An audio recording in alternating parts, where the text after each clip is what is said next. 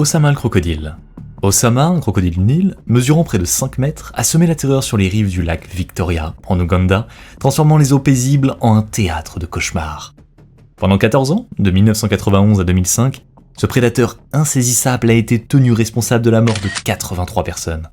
Son terrain de chasse préféré, les eaux proches de la rive, là où les pêcheurs lançaient leurs filets, et là où les enfants étaient envoyés pour puiser de l'eau. La raison pour laquelle ce crocodile était si redouté, c'est qu'il attaquait avec une précision redoutable, surgissant de nulle part pour retourner des barques ou happer ses victimes au bord de l'eau. Rien n'était épargné. Hommes, femmes ou enfants devenaient des proies dès qu'il osait approcher de son territoire. Les récits de ses attaques racontent un animal silencieux et méthodique, manœuvrant comme une ombre mouvante dans l'eau trouble avant de frapper. Certains témoins affirment qu'il sautait directement dans les bateaux en bois, une tactique rarissime pour un crocodile. Alors, pourquoi ce géant reptilien s'est-il tourné vers les humains ? Les spécialistes pensent que la disparition graduelle des proies sauvages dans la région, en raison de l'urbanisation et de la surpêche, a forcé Osama à redéfinir son régime alimentaire. L'intelligence prédatrice d'Osama l'a hissé au sommet de ses eaux. Il évitait les pièges, contournait les mesures de protection et semblait presque analyser ses victimes. Les pêcheurs, eux, tentaient d'improviser. Des bateaux en métal, des équipes armées de lances, rien ne s'est montré réellement efficace contre le crocodile. Certains villageois évitaient complètement les rives du lac, tandis que d'autres restaient piégés par leur dépendance à ces eaux dangereuses. Après tout, comment survivre sans ces ressources vitales ? En 2005, après des années de peur et de pertes humaines, Osama a finalement été capturé. Une équipe combinant autorités locales et résidents a utilisé des poumons de vache comme appât pour l'attirer dans un piège. Après 7 jours et nuits de surveillance, autour d'un site nommé ironiquement Boucherie, ils ont réussi à le maîtriser. La capture a marqué la fin de son règne, mais son ombre plane encore sur les mémoires. Le tigre de Champawa. Dans le nord de l'Inde, dans le district de Champawa, un tigre a marqué l'histoire comme le plus redoutable mangeur d'hommes jamais enregistré. Ce tigre de Bengale, une femelle étonnamment rusée, est responsable de la mort de 436 personnes en Inde et au Népal entre 1900 et 1907. Sa capacité à traquer les villages entiers a transformé des communautés entières en champs d'abandon, où les habitants vivaient dans une peur constante.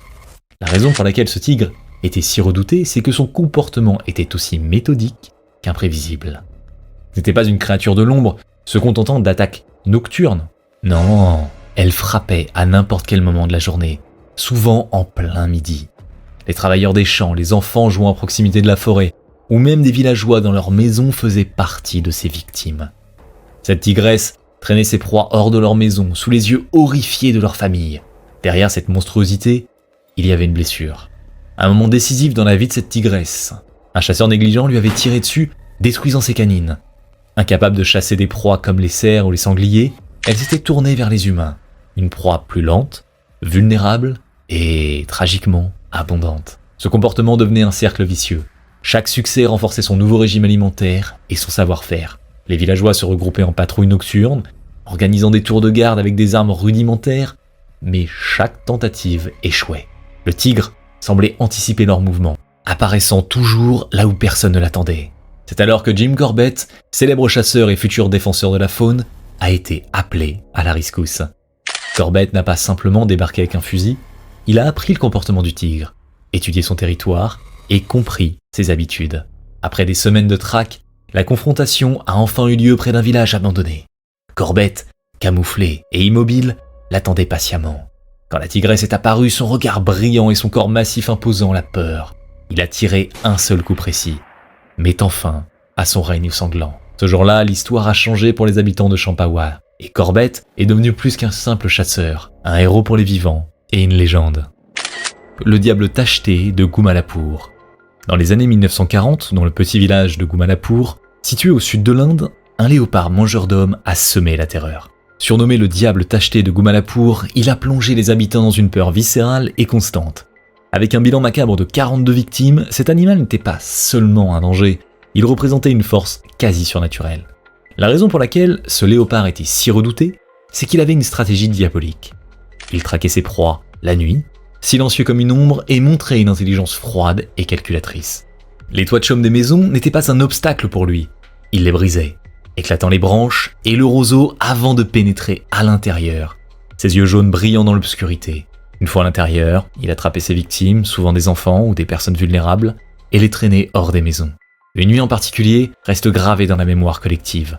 Il tua 4 membres d'une même famille avant de disparaître, laissant derrière lui un mélange d'effroi et de désespoir. Mais pourquoi ce léopard s'était-il tourné vers l'homme ? Kenneth Anderson, le grand chasseur et auteur appelé pour régler le problème, pensait qu'une épidémie de choléra récente avait joué un rôle clé. Les corps non incinérés, abandonnés dans les champs et forêts, avaient attiré l'animal, l'habituant lentement à la chair humaine. Par ailleurs, une blessure ancienne à sa patte avant droite le rendait incapable de chasser des proies plus rapides ou plus robustes. Face à cette menace constante, les villageois se barricadaient chaque soir, renforçant les portes et regroupant leurs familles dans une seule pièce pour tenter de rester hors de portée. Même la construction de pièges primitifs ou l'allumage de grands feux ne suffisait pas à décourager le prédateur. Pour mettre fin à ce cauchemar, Anderson utilisa une combinaison d'appât, de stratégie mentale et de patience exceptionnelle. Après des jours de traque intense, il parvint enfin à attirer le léopard en se positionnant près d'un appât. Lorsque le diable tacheté fit son apparition, Anderson l'abattit d'un tir précis, mettant ainsi un terme à son règne de terreur. Gustave, le crocodile légendaire du Burundi. Gustave, un crocodile du Nil surnaturellement grand, règne de 1980 jusqu'à nos jours sur les eaux de la rivière Ruzizi et du nord du lac Tanganyika, au Burundi. Avec une taille estimée à plus de 6 mètres et un poids dépassant les 907 kilos, il n'est pas un crocodile ordinaire. Gustave est une légende vivante et pour les populations locales, il est synonyme de mort, notamment à cause du nombre de victimes qui lui est attribué. Certaines sources parlent d'au moins 60, tandis que d'autres avancent le chiffre faramineux de 300. La raison pour laquelle ce crocodile était si redouté, c'est à cause de la nature de ses attaques. Contrairement à ce que l'on pourrait imaginer, les corps de nombre de ses victimes étaient souvent retrouvés intacts, comme si il tuait par pur instinct de destruction plutôt que par besoin de se nourrir. Cette singularité a conduit certains à le dépeindre comme un tueur pour le plaisir, bien qu'en réalité, Gustave semble être une victime de sa propre physiologie. À cause de son poids démesuré, il lui était vraisemblablement difficile de chasser les proies les plus rapides, comme les poissons ou les antilopes. Forcé par la nature même de sa taille, ce monstre a dû s'adapter en ciblant des proies plus grandes et moins agiles, parmi elles, l'homme. Terrifiés, les habitants des villages voisins ont tout fait pour tenter de se prémunir contre le géant. Ils ont évité les rives, abandonné des activités essentielles comme la pêche et construit des structures rudimentaires pour éloigner Gustave de leur communauté. Mais rien n'a vraiment arrêté cette force de la nature. Une des stratégies les plus connues impliquait une immense cage fabriquée sur mesure, équipée d'un appât vivant, une chèvre. Les espoirs étaient grands, mais le piège resta vide. Même les experts comme Patrice Faye, herpétologiste ayant consacré des années à l'étude de Gustave, ont dû admettre la défaite. Aucune approche scientifique ou technique n'a pu capturer ce redoutable géant aquatique. À ce jour, Gustave reste insaisissable, glissant comme une ombre à travers les eaux troubles. Dans l'esprit des Burundais, il incarne une terreur indomptable, une force qui ne peut être ni contrôlée, ni vraiment comprise. Numéro 6, les tigres de Chogar. Imaginez les montagnes sauvages de Kuamon, au nord de l'Inde, entre 1925 et 1930. Une mère tigresse et son jeune fils terrorisent les villages. Ensemble, ils ont fait près de 64 victimes.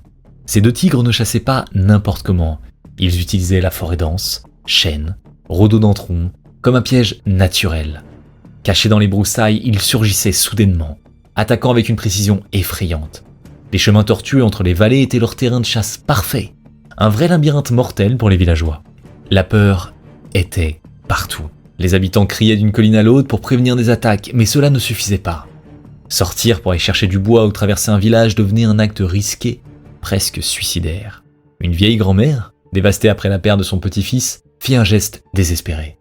Elle offrit ses buffles comme appât à Jim Corbett, un chasseur de renom connu pour traquer ses fauves. Corbett remarqua vite que la mère tigresse était blessée, probablement par un piège ou une balle.